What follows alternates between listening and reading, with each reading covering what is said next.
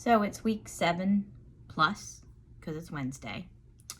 10 days shy of the 2-month mark. And it's a struggle. It's a struggle to eat. It's a struggle to want to do anything and leave the house. It's a struggle. The healing process is not going as smoothly as I had hoped. My ability to introduce new foods is not going at all like I hoped or planned. I can still barely eat anything without feeling uncomfortable. I can barely get the hydration in like I'm supposed to without feeling uncomfortable. So I'm really frustrated. And the thing is that there's nothing to do. I just have to wait. And patience is not one of my finer points at this junction, because it's been 7 weeks.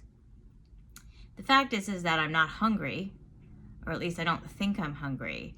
It's really hard to tell between hunger and thirst at this point. I do sometimes have feelings, but then I take a couple sips of water and it seems to kind of go away, which makes me think it's thirst and not hunger. I mean, this whole removal of the chemical in your body that makes you feel hungry is totally true with sleep. I really don't have an idea about it. And I also can't get a lot in. So like last night, I tried something different. I had bought myself ricotta cheese and I had not used it yet, because I was like, what do I do with it? And it dawned on me that I could kind of heat it up with a little low-fat mozzarella cheese as well, measure it out for the 3 to 4 ounces I'm supposed to have, and then just put a little bit of tomato sauce in it, just to give it that, pretend it's a calzone minus the shell. And the thing is it tasted really good until it didn't. So I didn't eat the whole thing I had in a bowl, and it was soft. But it did not sit well. And I'm not saying I threw up, because I didn't. But when something doesn't sit well, it basically hurts inside my stomach. I feel pain. I get nauseous. And I'm very uncomfortable. And I do walk around the house to help myself. I thought I was at one point going to pass out. That's how bad I felt. So it makes me not want to do things or socialize. And my reality at this point is that I feel like I am definitely hitting depression, which is something my entire family has. But it's situational, and I get that.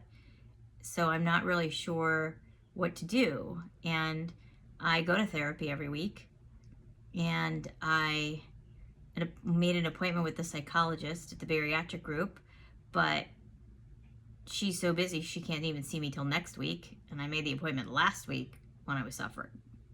So I kind of feel helpless at this point in time, because there's nothing that I can do. I have to try to eat. I have to try to get my protein shake in. I have to get the hydration in. And I feel terrible all the time. And I'm taking reflux medication in the morning to help with that portion of it. And I guess that's helped a bit, but it still doesn't make this better. So again, my experience is different than a lot of the people I've spoken to. Sometimes I wonder if it's just because maybe they've forgotten. Like, you forget the pain. I haven't forgotten the pain of my surgery, but once that portion of the event was over, then it was easy to keep moving forward. But right now, I can't eat. And so the thing is that I was supposed to be able to have vegetables and some harder foods, and it's not happening. And in 10 days from now, I'm supposed to be able to introduce fruit.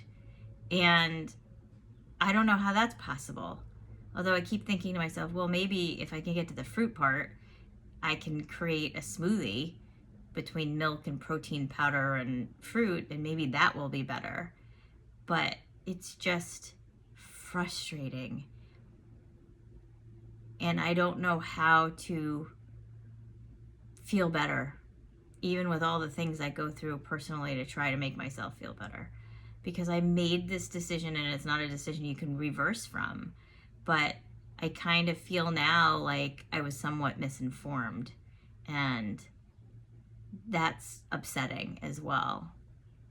Which also makes me think that I should start sharing these videos with people so that they get a more complete picture of somebody who's not having the stereotypical easy healing portion.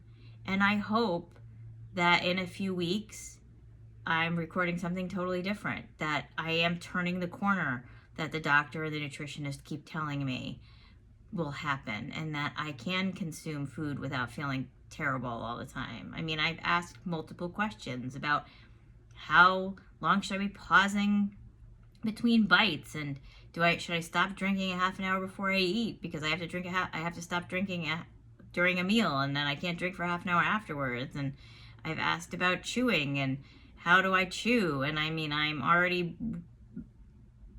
cutting the food that I can try into tiny toddler-sized bites.